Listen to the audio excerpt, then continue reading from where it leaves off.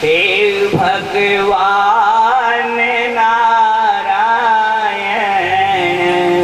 केशव माधव गिरधारी।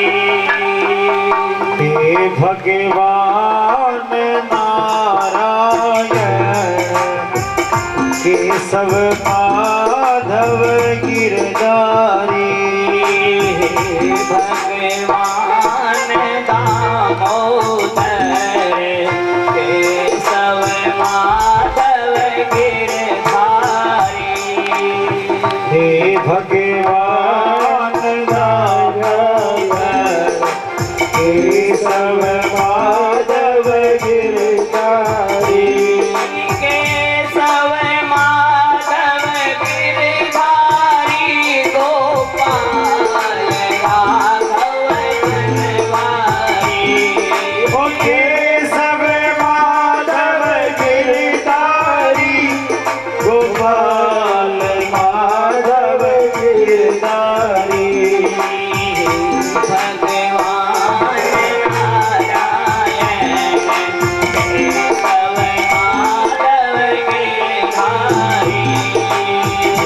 भगवान नारायण केशव माधव गिरधारी।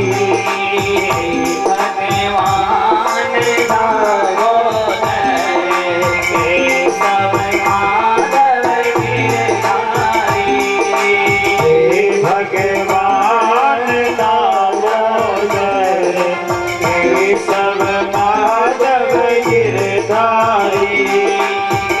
भगवान दामोदर केशव माधव गिरधारी। केशव माधव गिरधारी।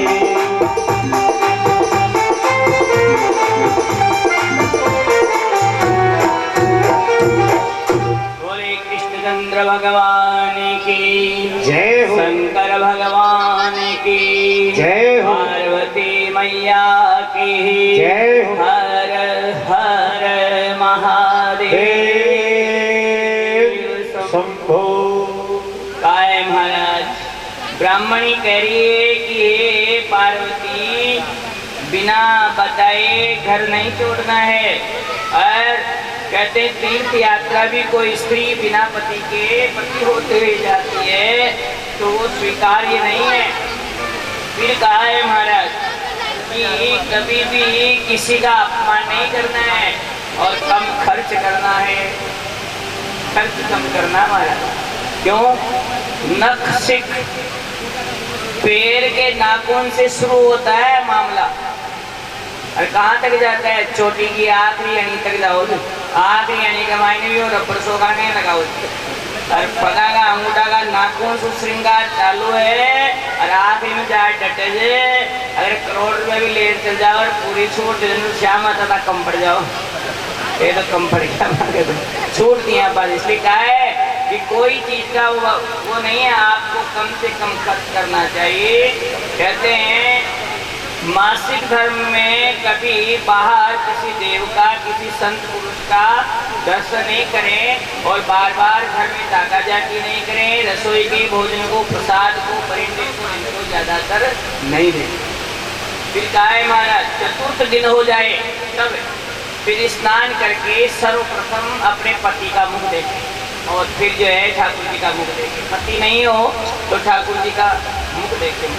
फिर कहे औंखड़ी को घर में निश्चित जगह औंखड़ी रखें। बिना औंखड़ी का घर बढ़िया नहीं है।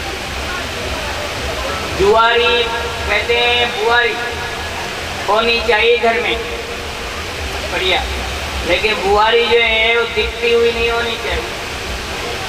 गाय घर में देहरी होनी चाहिए।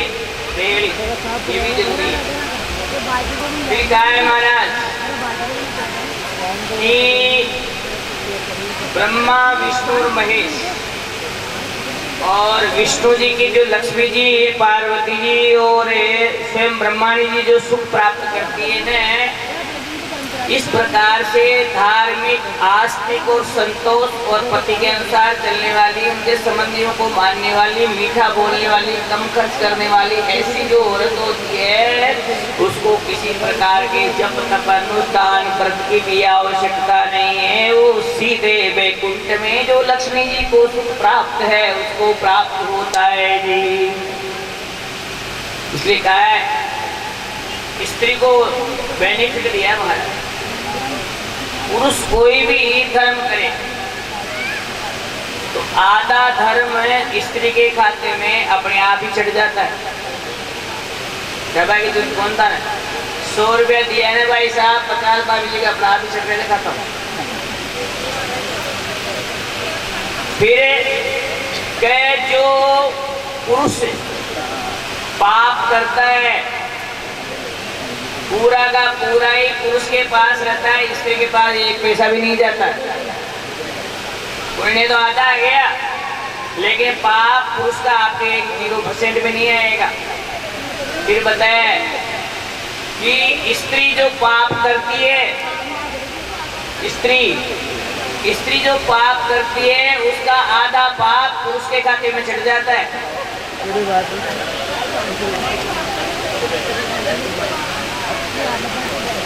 और पुरुष जो पाप करता है वो स्त्री के खाते में बिल्कुल भी नहीं आता। इसलिए सारा घर का काम काज में लगी रहने वाली स्त्री जो उसको कौन देता है कमाई ला करके, कौन खर्च करने के उसको पैसे देते हैं। अगर ऐसा ठाकुर जी नहीं करते न तो सारी स्त्रियां नरकाम पड़ी रहती आज।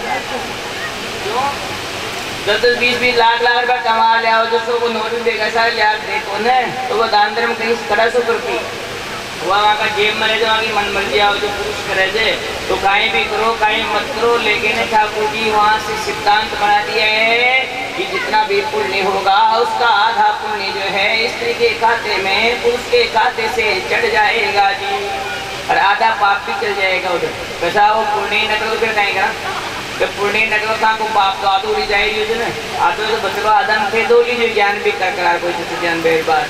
इसलिए कहा है महाराज इस प्रकार से ब्राह्मणी ने उनको सारा ज्ञान बताया। कहा है महाराज और भी बता रही है कि व्याकरी कहते हैं बिल्ली का उला मेरा भोजन न करना चाहिए। भोजन में अगर बाढ़ आ जाए तो उन्हें त्याग करना चाहिए। रजस्वला स्त्री भोजन न देख ले तो उन्हें भी न करना चाहिए महाराज। और कहा है अपने घर को पवित्र तीर्थ की जगह जैसे रखे महाराज, और ऐसे जो दंपति होते हैं वो ही श्रेष्ठ है।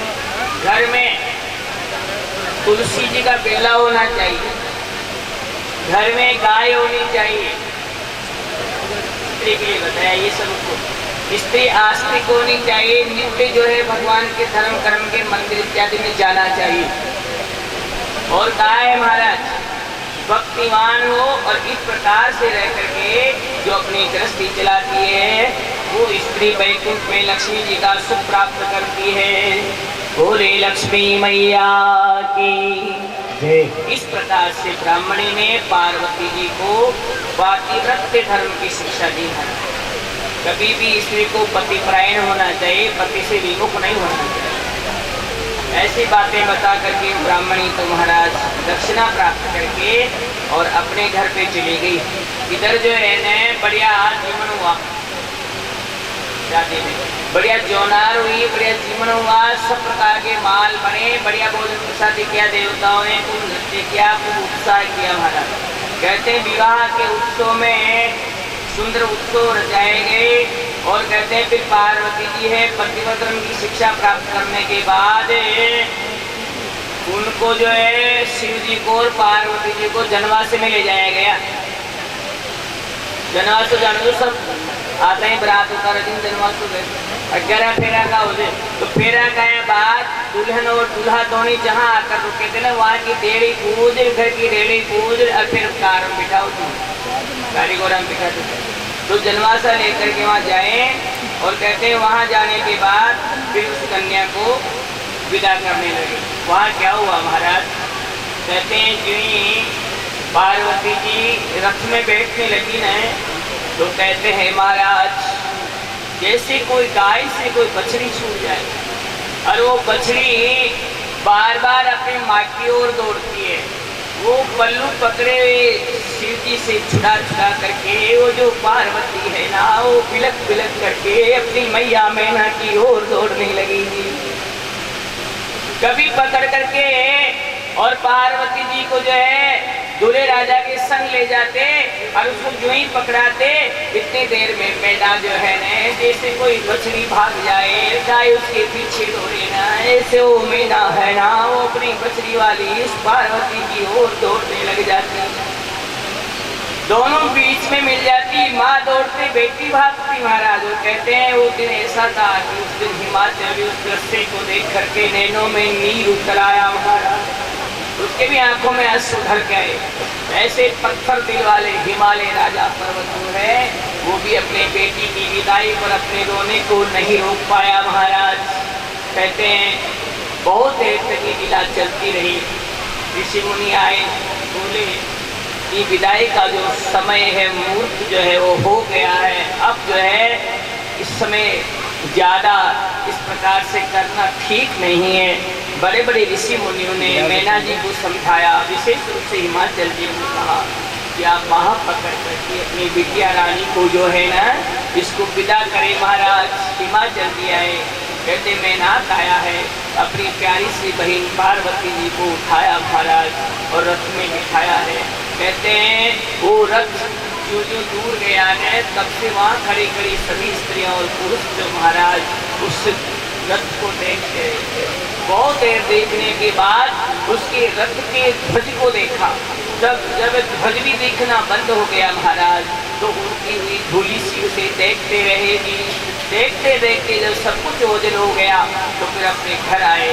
कहते स्त्रियां जो है ना वो मंगल गान करी है और वो सुंदर सुंदर बधावा गाने लगी है। ओरे पार्वती मैया की एक बधावा गाएंगे आपके सामने।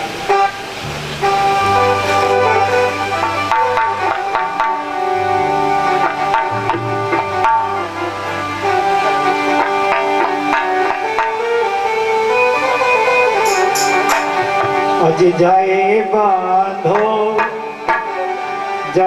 बांधो शंकर जी के ओ बेरा, जय बांधो शिव जी रे ओ बेरा, जाके गणपति जी सा मूर्ति जी, जाके कार्तिक जी सा जगे जी तो आनंद बधावैणो।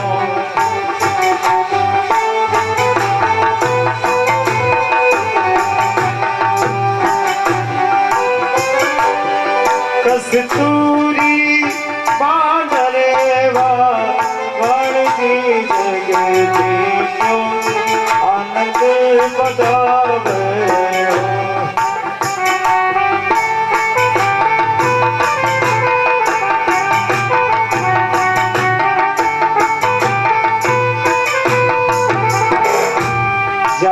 बांधो दशरथ जी रे ओ बेरा, जय बांधो जी दशरथ जी के ओ बेरा, हो जाके राम लखन जैसा पूत जी, जाके भरत शत्रुघ्न जैसा पूत जी, जगे जी तो आनंद बधावैणो, जग जी तो आनंद बधावैणो।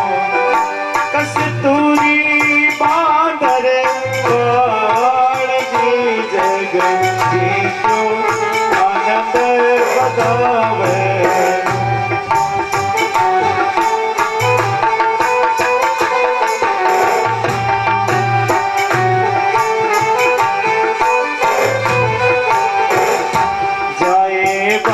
वसुदेव जी रे ओ बेरा, जय बांधो जी वसुदेव जी के ओ बेरा, जाके कृष्ण चंद्र जैसा ऊट जी, जाके बलदाऊ जी जैसा ऊट जी, जग जी क्यों आनंद बधावे।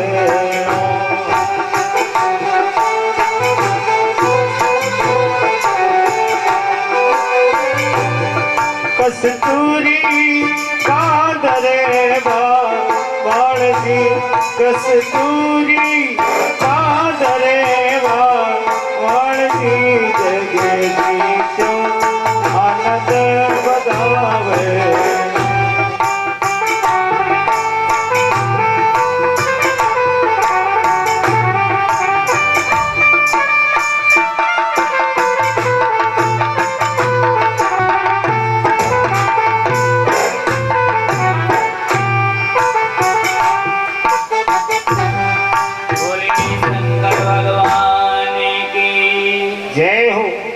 शिव जी पार्वती जी को लेकर कैलाश पर्वत पर पहुंच गए महाराज। और वहां जाकर के जो बारात आने पर जो कृत्य होते हैं सारे काम किए। वहां पर कौन आए? सब बड़ी बड़ी देवांगनाएं, कहते हैं लक्ष्मी जी, ब्रह्मा जी, ये सब मिलकर के भगवान शिव जी और पार्वती के विवाह के वहाँ पहुँचने पर जितने भी कृत्य किए जाते वैवाहिक कृत्य, वो सारे कृत्य किए। और फिर भगवान शिव और पार्वती जी कैलाश में आनंद से रहने लगे। आज की जो कथा है महाराज यही विश्राम करेगी। कल जो है हम कुमारखंड में प्रवेश करेंगे। कुमारखंड में भगवान के परम कहते हैं स्नेही कह दो या उनके पुत्र स्वरूप कह दो, कार्तिक भगवान का जन्म होगा। और फिर कार्तिक जो है न वो तारकासुर का महाराज उद्धार करेंगे। इसी के साथ ही जो है कल ही हम जो है गणेश जी के जन्मोत्सव की चर्चा करेंगे। और कल ही जलंधर है, बहुत सारे राक्षसों का कल मान मर्दन होगा, उनका उद्धार होगा महाराज। कुमारखंड के साथ कल हम युद्धखंड में प्रवेश कर जाएंगे। और वहाँ पर जो है न त्रिपुरासुर, इसके अलावा भगवान ईश्वरा जलंधर में वृंदावन तुलसी जी का सुंदर वृत्तांत जो है वो भी आपको सुनने को मिलेगा। कल ही जो है हम तुलसी जी की विवाह संबंधी लग्न पत्रिका इत्यादि का कार्य करने वाले हैं। और कहा है महाराज कथा जो है न दिन प्रतिदिन अपने पूरे उत्साह से गुजर रही है। आप सबसे आग्रह रहेगा कि समय यूं ही बीतता जाएगा और ये अवसर फिर नहीं आएगा। कभी आप होंगे तो कभी हम नहीं होंगे, कभी हम होंगे तो आप नहीं होंगे। इसलिए है कि जितना अवसर मिल जाए इस सत्संग की घड़ी को भुलाना चाहिए। हमारे मध्य आदरणीय इंदिरापुर गौशाला के महामंत्री जी श्रीमान शिवचंद जी भाई साहब चितलांगे जी पधारे हैं। मैं रमेश जी भाई साहब से आग्रह करूँगा ऐसे देव स्वरूप हमारे अग्रज हैं उनके द्वारा इस गोपाष्टमी पर्व के बारे में भी वो इंदिरापुर गौशाला से पूर्ण रूप से समर्पण भाव से जुड़े हैं। अपनी बात वो भी कहेंगे और रमेश भाई साहब आपको सारी बात बताएंगे।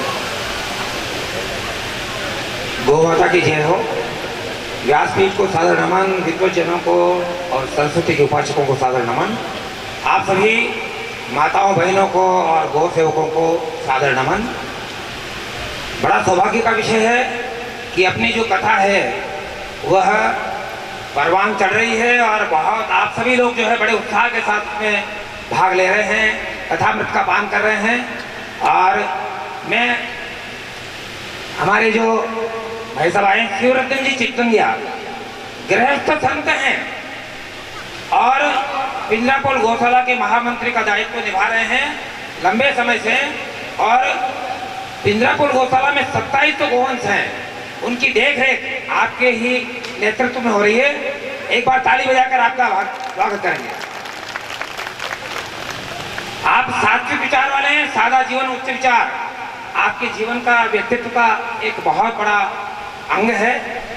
मैं आपसे तो निवेदन करूंगा ऐसा। इसके पहले मैं हमारे गो सेवा संकीर्तन मंडल के सभी सदस्य यहाँ मौजूद हैं, ज्यादातर सभी मौजूद हैं। सबका वैसे तो विशेष सम्मान है, आप सभी का जो भी श्रोतागण है सबका सम्मान है। मैं गौ सेवा संकीर्तन मंडल के जो प्रतिनिधि के रूप में रमेश जी नईवाल भाई साहब को बुलाता हूँ कि वो पधारें और महाराज से आशीर्वाद दें। इसी प्रकार मैं आमंत्रित करूंगा योगेंद्र जी लाभी को, जो हमारे खंडेलवाल समाज के माननीय सचिव हैं, हमारे समाज के सचिव हैं।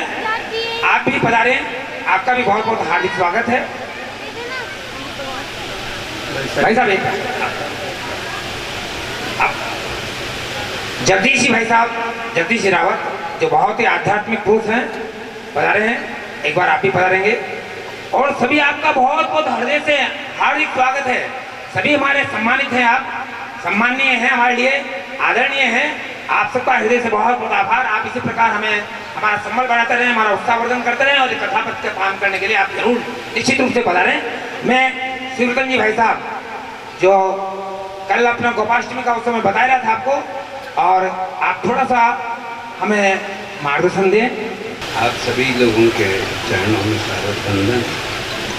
गौ माता की जय। गोपाष्टमी पर्व कल गौशाला में मनाया जा रहा है। सुबह से ही गौ पूजन का कार्यक्रम रहेगा और शाम को मेले के रूप में यह आयोजन आ जाता है और भक्ति संध्या का वहाँ है प्रयोग।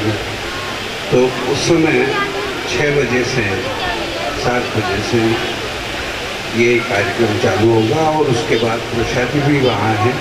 सभी रमेश जी साहब हमारे वहाँ के मुख्य रूप से सारे कार्यक्रमों को देखते हैं और ये भी आयोजन जो हो रहा है उसमें भी यहाँ व्यस्तता होने के बावजूद भी वहाँ काफ़ी समय देखते हैं और काफ़ी कार्य करते हैं। गौ संकीर्तन मंडल में जितना सहयोग आपका रहता है, विभिन्न कार्यक्रम वहाँ आयोजित करते रहते हैं। ये कथाएँ रुद्र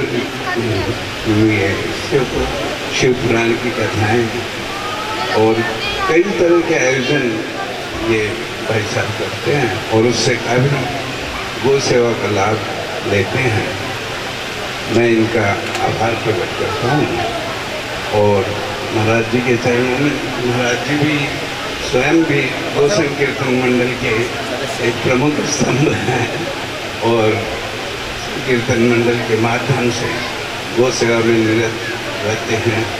अभी भी शिव विवाह में गौ सेवा निमित्त आपने सब कुछ किया है, बहुत ही आप बधाई की बात है। आप सभी लोग गोपाष्टमी पर्व में ज़्यादा से ज़्यादा लोग पधारें और वहाँ प्रसाद लें। साहब ने सबको आमंत्रित किया है, गौ माता का प्रसाद जरूर लेने पधारें।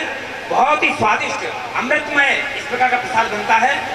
आप एक बार लेंगे तो निश्चित रूप से आप कभी भूलेंगे नहीं और हमेशा उसमें आने का प्रयास करेंगे, ऐसा निवेदन है। एक और परिचय कराना चाहूँगा आपसे, सीताराम जी, डॉक्टर सीताराम जी गुप्ता। एक बार मैं आप इधर आ जाओ थोड़ा सा, बस और बाकी तो परिचय इतना मैं दे दूँगा। बाकी आपने एक बहुत बढ़िया अभियान चलाया है, मैं आपको जानकारी देने के लिए कह रहा हूँ।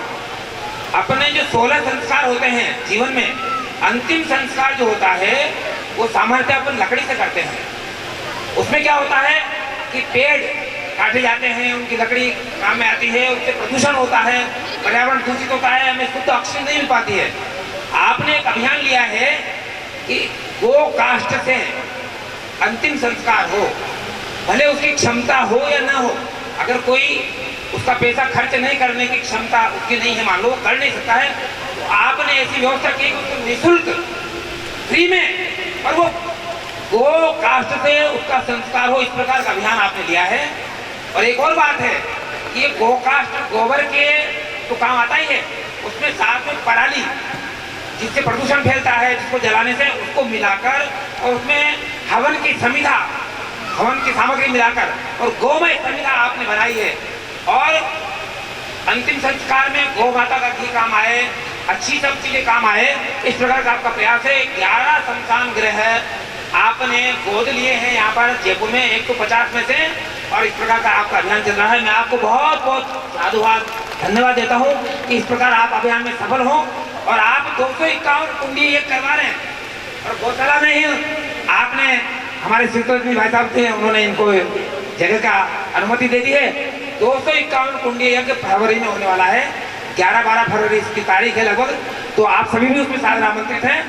बहुत बड़ा विशाल आयोजन गौशाला में होने वाला है। बहुत बहुत धन्यवाद सीताराम जी सबका, बहुत बहुत भगत बचल प्रभु दीन दयाल, भगत वसल प्रभु दीन दयाल। जय गो माता जय गोपाल, भगत बचल प्रभु दीन दयाल। भगत वसल प्रभु दीन दयाल। भगत बचल प्रभु दीन दयाल, भगति वसल प्रभु दीन दयाल। जय गो माता जय गोपाल, जय गौ माता जय गोपाल। भगत बचल प्रभु दीन दयाल, भगत वसल प्रभु दीन दयाल। जय गो माता जय गोपाल, भगत बचल प्रभु दीन दयाल। जय गो माता जय गोपाल, भगत वसल प्रभु दीन दयाल। जय गो माता जय गोपाल, भगत बचल प्रभु दीन दयाल। जय गो माता जय गोपाल, भगत वसल प्रभु दीन दयाल। बोल गया मैया की। गौ माता के जितने भी पाड़े हैं उनमें से भजन गाते हुए सबकी परिक्रमा करते हुए और लगभग 9 बजे तक वो 1 घंटे 1.5 घंटे कार्यक्रम चलता है। उसमें आप सभी सादर आमंत्रित हैं। कल सुबह 8 बजे गौशाला के मुख्य द्वार से प्रारंभ होगी और इस प्रकार से भजन गाते हुए और इस प्रकार से गौ माताओं की परिक्रमा करते हुए वहाँ से निकलेंगे। शाम को 6 बजे गोवर्धन की आरती होगी। अपन गोवर्धन तो पूछ चुके हैं, लेकिन गोपाष्टमी को गौशाला में गोवर्धन बनाया जाता है। बहुत बढ़िया, बहुत सुंदर गोवर्धन का निर्माण कराया जाता है और वहाँ पर गोवर्धन की परिक्रमा होती है बाकायदा, और वहाँ पर आरती होगी 6 बजे। तो शाम को 6 बजे वहाँ आरती के लिए आप पधारें। और प्रसादी का तो मैंने कहा है कि आप जो प्रसादी लेना चाहें तो कूपन है प्रसादी का, मात्र 100 रुपये समर्पण राशि है उसकी, वो देकर आप वो अमृत प्रसाद प्राप्त कर सकते हैं। बहुत बहुत धन्यवाद। जय शिव ओंकारा, स्वामी हर शिव ओंकारा, ब्रह्मा विष्णु सदा शिव, भोले भोलेनाथ सदा शिव। की धारा, ओम हर शिव हर महादेव।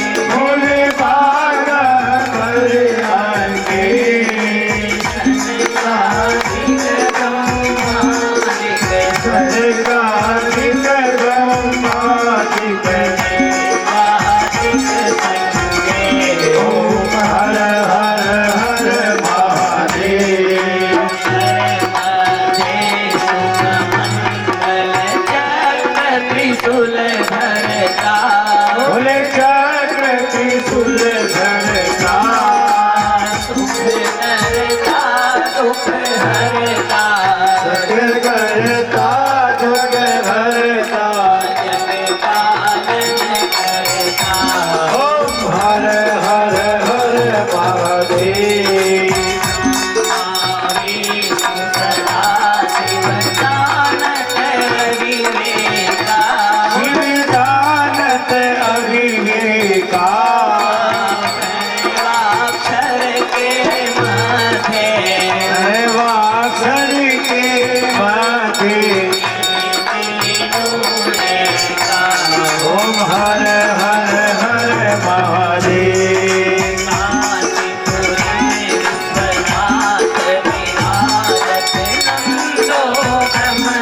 बोले नंदो ब्रह्मचारी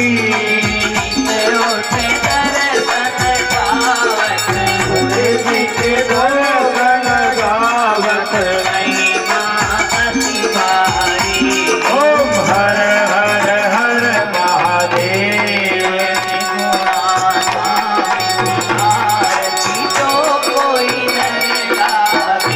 जिन तो कोई नर गावे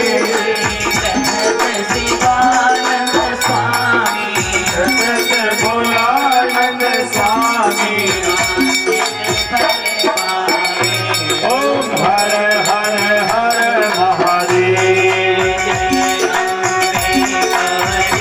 मैया जय श्यामा गौरी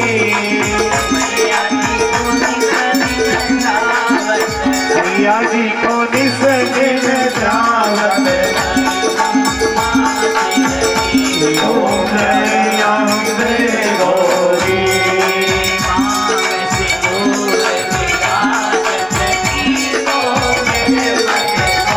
मैया की गोविंद मद को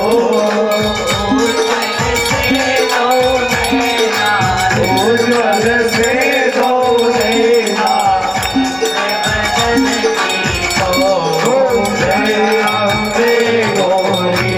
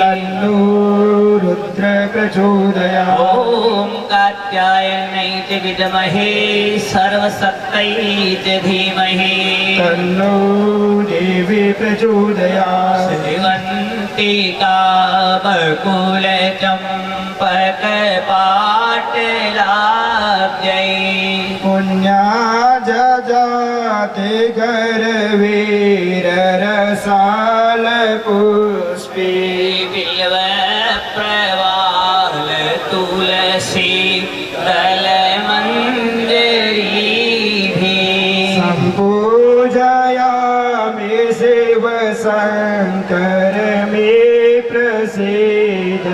सुमन सुगंधि सुमन युत सुमन सुगंधि सुबास पुष्पांजलि अर्पण करूं मेरे नाथ करो श्रीकांत। पुष्पांजलि समर्पयामि परिक्रमा ध्यानं यानि कानि च पापानि जन्मान्तरकृतानि च तानि तानि प्रणश्यन्ति प्रदक्षिणा पदे पदे आवाहनं न जानामि तवार्चनम्